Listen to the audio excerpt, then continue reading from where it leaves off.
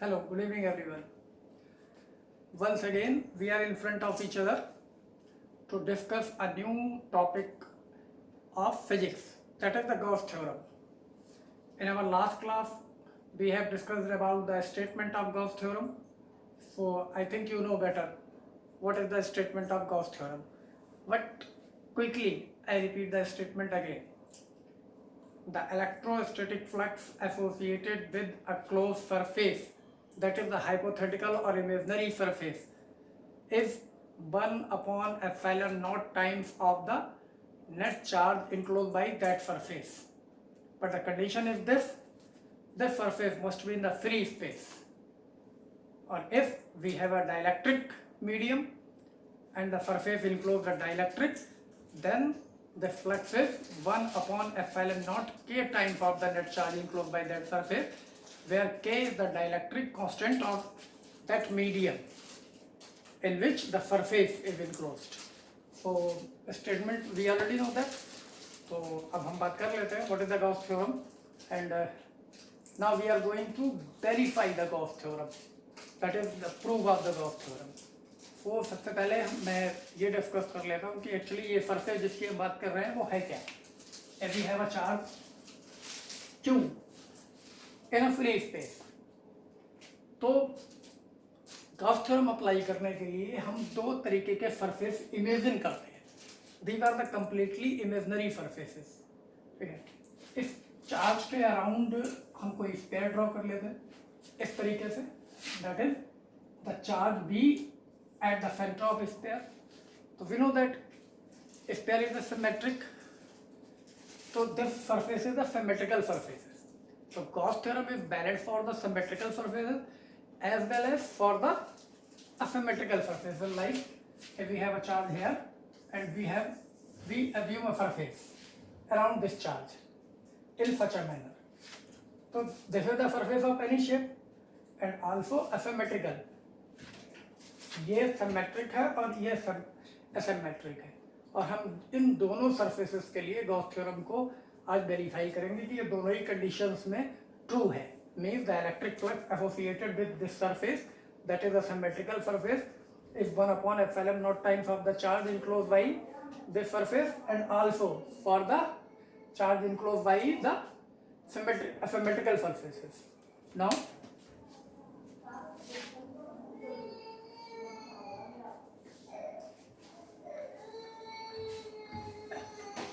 Now this will be again. Now we assume a sphere, this sphere, and a charge Q at the center of this sphere. So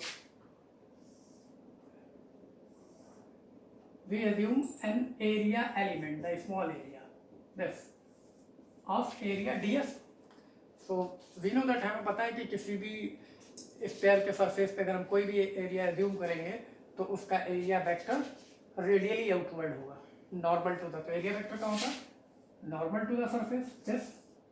तो this is the area vector and this is the central line this. तो radius of sphere is R. So let me write here.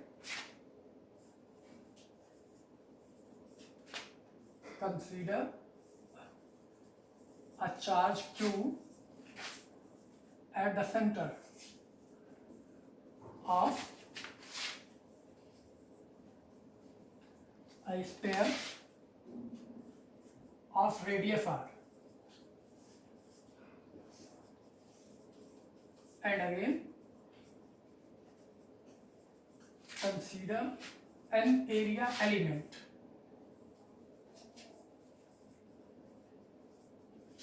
of area ds at its surface as shown in figure. Okay. And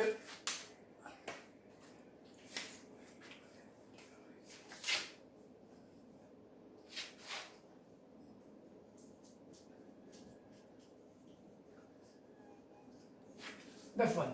The first verification is for the symmetric surfaces. Now consider a charge q at the center of a sphere of radius r, and again consider an area element of area df at its surface as shown in the figure. तो diagram आपको दिख रहा है, पहले हमने एक charge q को एक स्फीयर के सेंटर पे सपोज किया है और फिर इसके सरफेस पे एक एरिया एलिमेंट अज्यूम किया है ऑफ एरिया df और उसका एरिया वेक्टर ये है और this is the radial line that is the r. तो हमें क्या करना है, और ये सरफेस कैसा है, the surface is imaginary and known as Gaussian surface. इस थ्योरम को प्रूव करने के लिए जितने भी इमेजिनरी सरफेस हम सपोज करते हैं उनको गॉसियन सरफेसेस बोलते हैं. तो अब हम इसको प्रूव कर लेते हैं. तो सबसे पहले the electric flux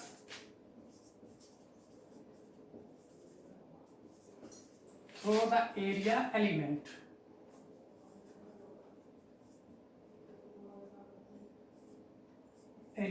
df if d phi small है तो स्मॉल अज्यूम करेंगे, क्या होता है वेक्टर e डॉट ds. और ऑलरेडी हमें पता है कि the value of e is 1/4 pi epsilon naught q upon r square. The electric field at a distance r from the charge and unit vector, and df is given by n cap df. ये दोनों ही मैं बता चुका हूँ, और जो लोग first time इस क्लास को देख रहे हैं वो लास्ट वीडियो देख लें, इजीली अंडरस्टैंड कर लेंगे what is the area vector, what is the electric flux and what is the statement of Gauss theorem. So the d phi e is equals to 1/4 pi epsilon naught q upon r square df and this r dot n. दो vectors हैं इसमें, एक vector ये है एक vector ये है, तो हम यहाँ पे डॉट प्रोडक्ट होता है तो डॉट यूज करेंगे. और because r dot n is equals to क्या होता है, vector a dot b equals to mod of vector a into mod of vector b into the cosine of angle between them, that is a dot b equals to ab cos theta. Already पता है हमें from the 11th standard. So the value of mod r, ये एक बार मैं लिख देता हूँ, its value is mod r that is mod n cap and cos theta. Theta is the angle between the r and n. So the vector r is in this direction and df is also in this direction. पता है ना हमें, ये जो electric field होगा charge से radially outward होता है तो इसी लाइन के क्रॉस होगा, और ये एरिया वेक्टर सरफेस के नॉर्मली होता है तो ये भी इसी डायरेक्शन में होगा. तो दोनों के बीच का एंगल कितना है, डायग्राम के according we can see that is the 0. So the value of r cap unit vector का तो magnitude 1 होता ही है, और n cap is also the unit vector, so this is 1 and cos 0 degree, cos 0 is also 1, so its value is 1, that is r dot n equals to 1. So now d phi e is equals to 1/4 pi epsilon naught q upon r square df. This is the value of d phi e. अब क्या करना है, ये electric flux हमने कहाँ से calculate किया, only this area element का, और हमें चाहिए किसका है, इस पूरे स्फीयर का. तो इस पूरे स्फीयर के सरफेस को मैं सपोज कर लें तो ओवर द होल सरफेस निकाल लें, फॉर द होल सरफेस. और सरफेस का मीन्स ये क्या है, यहाँ सरफेस का मीनिंग क्या है, स्फीयर है. तो होल सरफेस का क्या होगा, the integration of D phi E integrate कर लेंगे, F phi. Now this is the sign of whole integration 1/4 pi epsilon naught q upon r square ds. So the constant value q upon 4 pi epsilon naught r square is taken outside from the integration, and this ds आपको पता नहीं तो constant है, 1/4 pi epsilon not is constant, charge is fixed, ये भी constant होगा, और r square radius of sphere भी कांस्टेंट ही होती है. तो ये सब अपने इंटीग्रेशन के आउटसाइड ले लिया। इंटीग्रेशन किसका होगा? ओनली डीएफ का। पहले ये इतना सा एरिया था, अब पूरे स्क्वायर पे होगा। तो पूरे स्क्वायर का एरिया कितना होता है? If the radius of square is r, then area is 4 pi r square. So we can put it. Now this is q upon 4 pi epsilon naught r square into 4 pi r square. यहाँ पे लिख देता हूँ the integration of ds is equals to 4 pi r square. इसको आप कहीं mark कर सकते हैं। तो क्या मिलेगा आपको? 4 pi is cancel, r square is also cancel. The remaining value is phi e equals to q upon epsilon naught. So finally this is the Gauss theorem. ये लिखा था ना हमने, the electric flux associated with a closed hypothetical surface is 1 upon epsilon naught times of the charge enclosed. तो इस पूरे square के अंदर चार्ज कितना है? जस्ट q, और तो 1 upon epsilon naught q upon 1 upon epsilon naught. This is the first verification. So you can note down it by watching the screen. आप इसको easily note down कर सकते हैं. And this proves the Gauss theorem for the symmetrical surfaces. So ठीक है, इसको मैं rap कर रहा हूँ, आप इसको स्क्रीन पॉज करके नोट डाउन कर सकते हैं।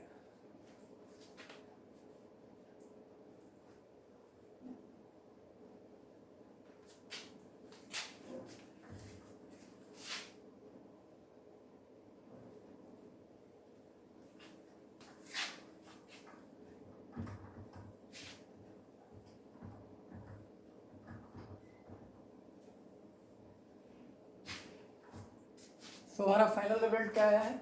The phi E is equals to Q upon epsilon naught. Statement में मैंने लिखा है क्यू नेट। नेट का means net charge enclose by the surface, और ये जहाँ जो इस पेयर दिखाया है उसमें सिर्फ चार्ज क्यू था, तो नेट चार्ज क्यू ही हुआ। तो this is the final statement. हम यहाँ लास्ट में नोटिस करेंगे, this proves Gauss's theorem. This can be noted in the last derivation को इतना आपने नोट किया, लास्ट स्टेप ये फाइनली ऐड करिए, एंड ये तो वेरीफाई हो गया। अब हम किसके लिए करेंगे? अब हम सेकेंड कंडीशंस के लिए करेंगे। पहले तो हमने सिमेट्रिक के लिए किया, अब हम करेंगे, इसको मैं रब कर रहा हूँ यहाँ पे, फॉर एनी शेप, किसी भी शेप के लिए गॉस थ्योरम को वेरीफाई कर सकते हैं, वो भी करते हैं। चलिए, तो ये भी आप उसी लास्ट डेरिवेशन के पार्ट में ऐड करेंगे।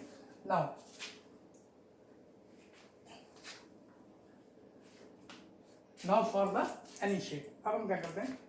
Once again we have a charge here and consider an arbitrary surface around this charge and assume a small area here.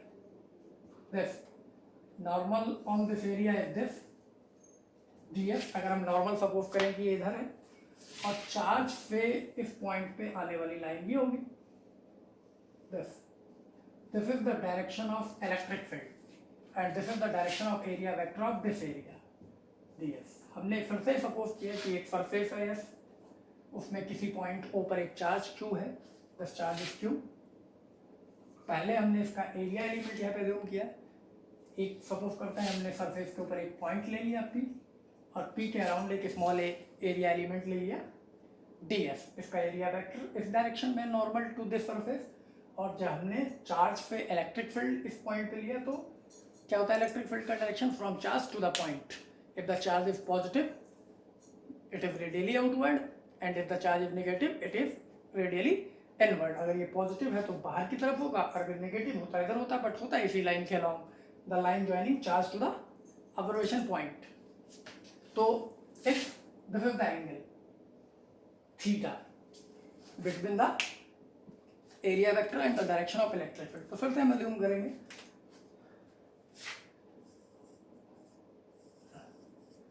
let a charge Q is inside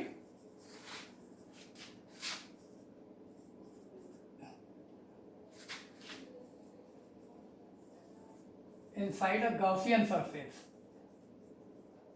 F suppose कर लेते हैं, Gaussian imaginary surface भी लिख सकते हैं, but imaginary को ही हम Gaussian बोलते हैं गॉस थ्योरम में, तो गॉसियन लिख लिया। And we consider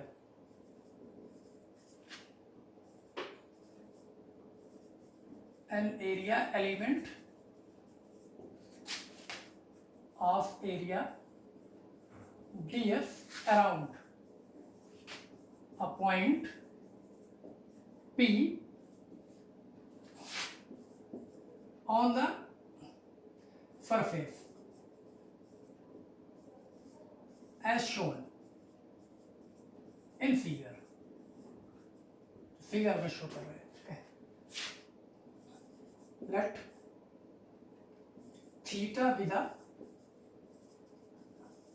angle between the area vector ds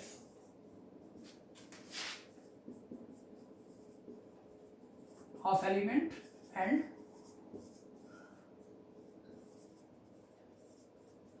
the direction of electric field. जो यहाँ पे शो किया है मैंने वही लिखा है।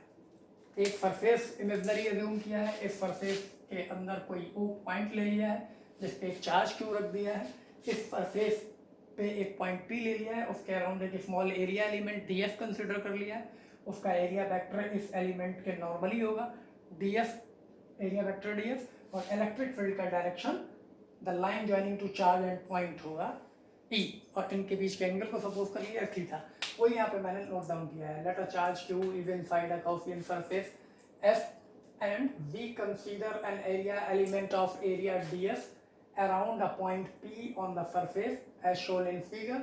Let theta be the angle between the area vector ds and the direction of electric field. तो अभी क्या क्या करना है हमें, तो थ्योरम के स्टेटमेंट के अकॉर्डिंग क्या करना है, पहले एरिया एलिमेंट से फ्लक्स निकालेंगे, फिर पूरे सरफेस पे इंटीग्रेट कर लेंगे, सिंपल है लास्ट की तरह। तो देखते हैं क्या है, the flux through the element if D phi E equals to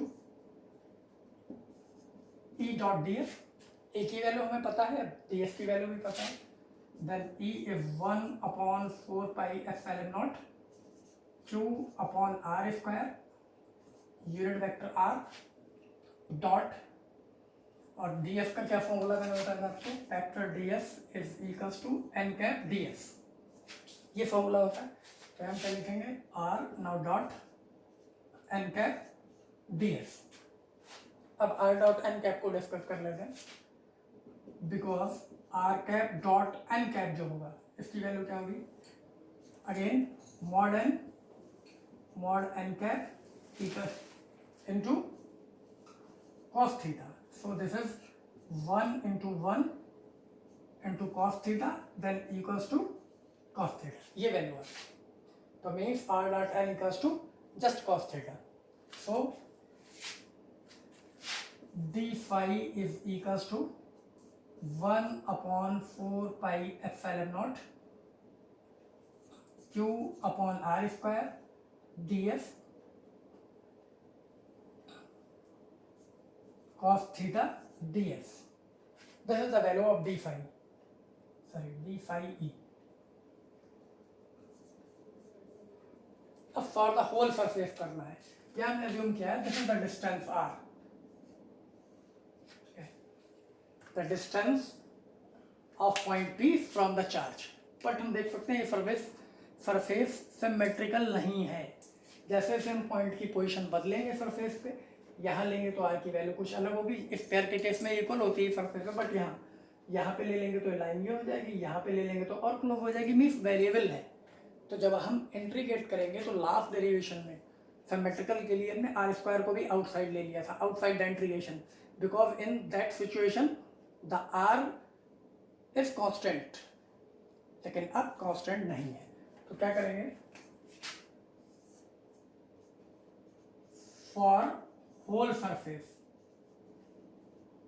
phi e, integration over the whole surface 1 upon 4 pi epsilon naught q upon r square ds cos theta. Here q is constant, 4 pi epsilon naught is constant, इसको हमने outside the integration ले लिया, इस पूरे का integration होगा ds cos theta upon R square. ये inside the integration रहेगा. रीजन आपको पता है, ds का तो ऑलरेडी होना ही है, r कांस्टेंट नहीं है और cos थीटा भी कांस्टेंट नहीं है, अलग अलग पोजीशन पे अलग अलग बदलेगा, तो इस पूरे का इंटीग्रेशन हुआ. और ये किसी का फॉर्मूला है, अगर आपको याद आ रहा हो, जो लोग मिस कर रहे हो वो लास्ट वीडियो वॉच कर सकते हैं. लास्ट वीडियो सीक्वेंस वाइज सब कुछ पढ़ा रहा हूँ मैं. एक कॉन्सेप्ट मैंने आपको पढ़ाया है लास्ट क्लासेस में. वो कॉन्सेप्ट क्या था? The electric flux, the area vector and the solid angle. तो this is the formula of solid angle. मैं यहाँ पे दोबारा से लिखता हूँ, मैंने ये डिनोट किया था. The solid angle is given by df cos theta upon r square. If there is a angle between the area vector and the radial line of the point, तो यहाँ पे रेडियल लाइन ऑफ पॉइंट ये है और area vector ये है, और अगर कोई एंगल नहीं होता, ये एक ही डायरेक्शन में होते तो जीरो होता है. That formula is df upon r square. और जब होल के लिए होगा तो यहाँ पे क्या लिखते हैं, ये यहाँ पे मैं नोटिस कर देता हूँ, because D omega is equals to ds cos theta upon R square. किसका फॉर्मूला है वो भी लिख देता हूँ, सॉलिड एंगल. ये सॉलिड एंगल है, तो ये स्टेप का पार्ट नहीं है, ये सब हमें पुट करना है यहाँ पे. तो अब यहाँ से रब कर देता हूँ, जब भाई लिख दिया है तो नाउ अब जैसे ही हम ये वैल्यू प्लेस करेंगे तो रिजल्ट क्या मिला हमें, तो phi E equals to q upon 4 pi epsilon naught over the whole surface du, the solid angle. और ये मैंने वहाँ पे आपको नोटिस में नोट कराया है in the video in which we have discussed about the area vector, solid angle and the electric flux. तो मैंने नोट कराया for the any shape, no matter it is symmetrical or asymmetrical, this d omega means the solid angle for any shape completely is just equals to 4 pi. तो यहाँ पे कहीं पे आप notice कर सकते हैं, because the integration of d omega is 4 pi for any shape. क्या यहाँ पे भी लिख देता हूँ, because integration of d omega over a whole surface is always 4 pi. That is phi e equals to q upon 4 pi epsilon naught 4 pi. Now 4 pi is again cancel. The phi e is equals to q upon epsilon naught. Again we have the same result. The phi e is equals to q upon epsilon naught.